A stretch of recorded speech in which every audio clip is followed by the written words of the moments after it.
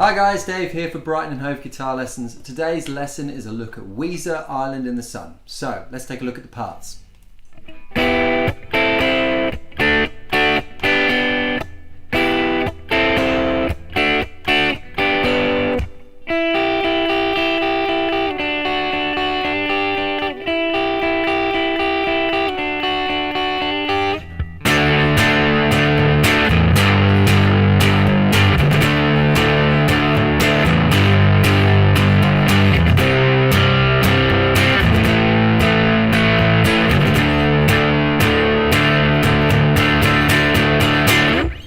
Okay, so I'm going to get stuck straight into the parts for Weezer. Let's get the old headphones off. First of all, there's really only two sections to this song that we need to be aware of. There's a verse section, which is how the song starts. Let's go through the basic chords first of all. So if you're a beginner, you're going to want to try just using these basic chords.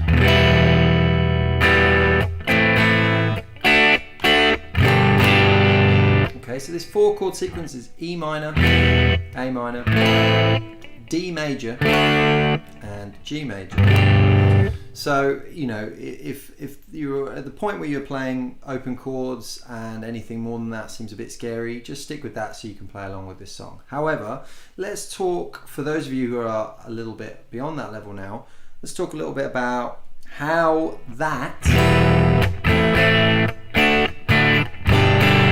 becomes the part that they actually play in the song, which is this. A little bit out of tune there. So, as some of you may know about the cage system, if not, don't worry about it. It'll kind of come into your field of vision at some point. But very briefly, what the cage system allows us to do is basically view any chord that anyone plays at any point, or even pretty much any lead guitar part, as being derived from one of our 5 basic chord shapes. And those 5 basic chord shapes spell the word caged. C-A-G-E-D. So, if we take a look at this one first of all, this is an A minor chord, right? E minor chord, sorry. E minor chord. How is that an E minor chord? Well, basically what we're doing is playing D minor. Okay? We're just playing it 2 frets higher. Now, when you move an open chord like D minor, you have to be aware of the open strings. So sometimes you'll see people doing stuff like this.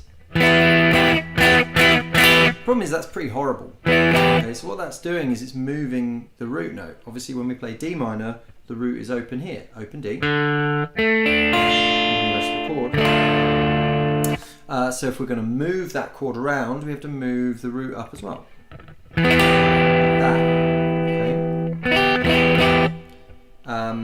So I'll just show that again for the close camera. So when we play D minor, that's including the root there, and then we move it up, we're going to include this root here. But this part doesn't really call for you to do that, which is kind of nice. So when he's playing this part here, he's just doing from the G string down, okay, which makes it easy to hit the second part of this chord. Here we're playing an A minor, right? So how is that A minor? This one might be a little bit easier to spot. This is basically doing an E minor bar chord, which a lot of you are going to know. Yeah, but we're doing it at the 5th fret. So when we do E minor, we go 1, F minor, F sharp, G minor, G sharp minor, E minor. It's just like using a capo basically, but your fingers are doing the work. So here we're just playing a little bit of that chord. We're not doing any of the notes on the E, A and D strings. We're just doing the notes on the G, B and E. Okay, so that's a minor triad. So we've got, okay. Then we do a normal D, regular old D. Okay. And then here, if you can spot this one. This is very similar to this one actually. Here we're doing an E shape again. G major. Okay, but we're just playing from the major 3rd. Okay, so we're not doing any of the notes on the E, A and D strings again, but it's basically that chord. Okay, so rhythm-wise I should say,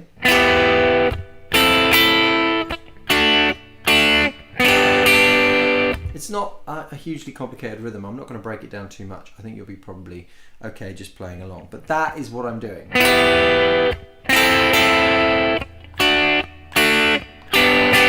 So that feels right to me.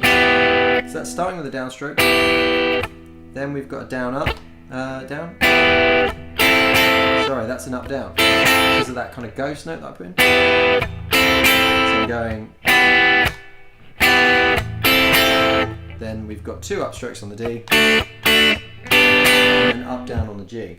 I've already pre-recorded me playing that part at 50%, 75%, and 100% speed. So if you take a look in the chapters below this, you'll be able to play along with a click track, and it's me playing it, and that will help you if you're having any issues with the rhythm. So there's only really one other section of the song, which is the oh no, I'll tell you what, we'll look at the lead guitar part that goes over this part. It's really simple, it's just this.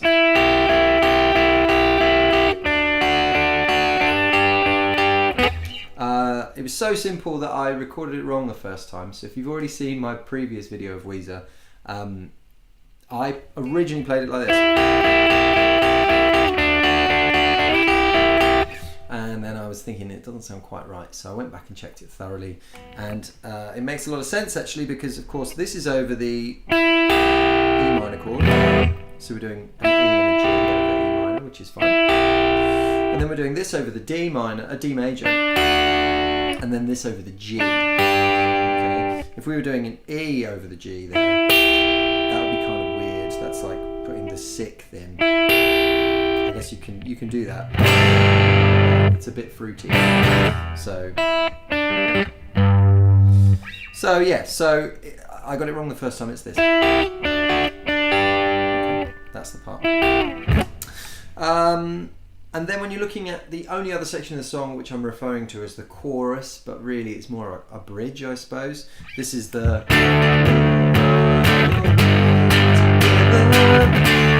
So this is really straightforward. We're just doing a D chord, D power chord, D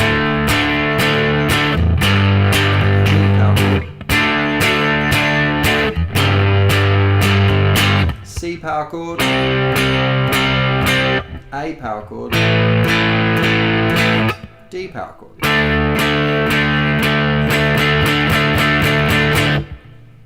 Again, if you're a beginner and you're not really comfortable with power chords yet, no worries. Just play it as open chords. It's a little bit, you know, it's kind of fuller sounding, not necessarily in the best possible way because it's a rock tune, so they probably deliberately kind of kept it power chords, but it sounds nice. I do this song on acoustic guitar quite a lot, and it's totally fine with open chords because it's kind of, Weezer do that poppy, very sort of sarcastically happy kind of sound very well. So here we're going D, G, D, G, C. If you're playing open chords, A minor here, and then vamping on the D here. That's kind of like okay, so that's pretty much all the parts. Yes, that's all the parts.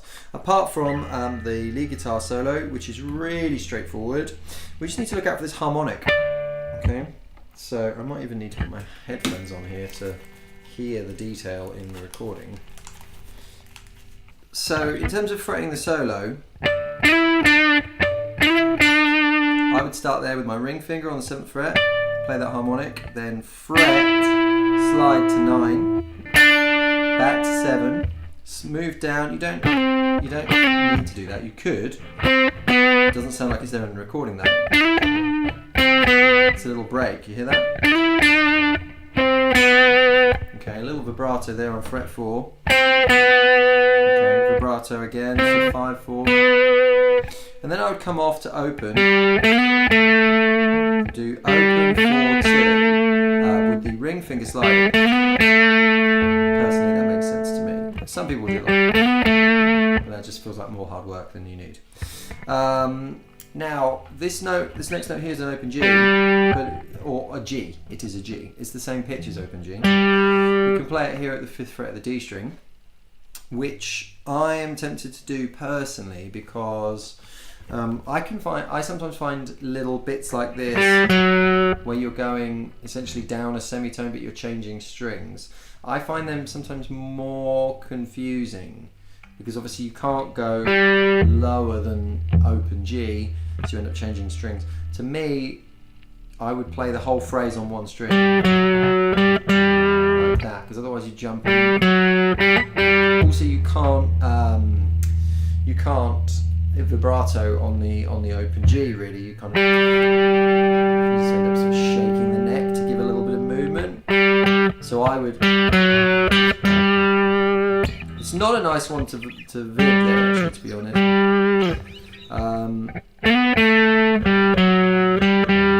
It's just a little wobble with the ring finger, and it can feel a little bit there sometimes, but either one of those is going to be fine.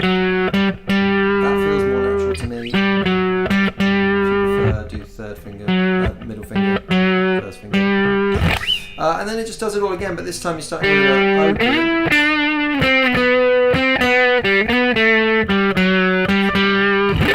And then you're kind of into this.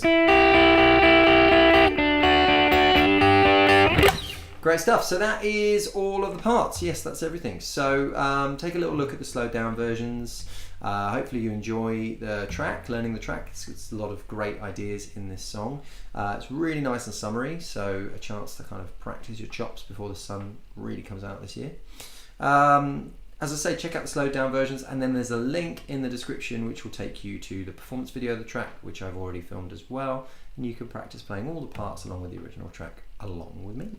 Thanks so much for watching. Take a moment please to like if you enjoyed the video, or comment and tell us why you enjoyed the video or what you'd like us to do in the future. Hopefully you've subscribed to the channel, and we will see you next time. Thanks so much for watching. Bye. Okay, so let's take a little look at the beginner part for the verse, slowed down to 50%, 75%, and then at 100% speed.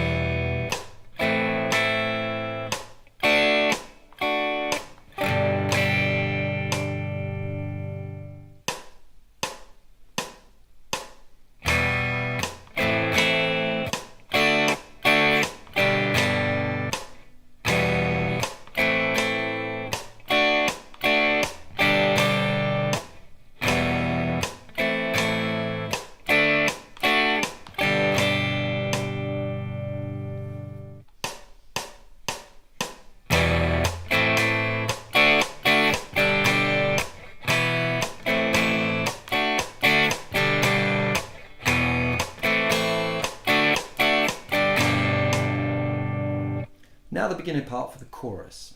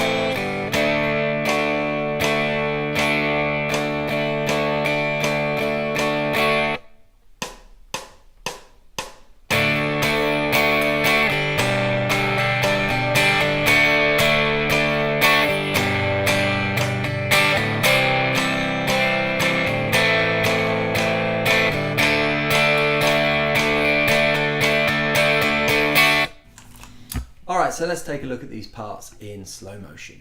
First up, the verse.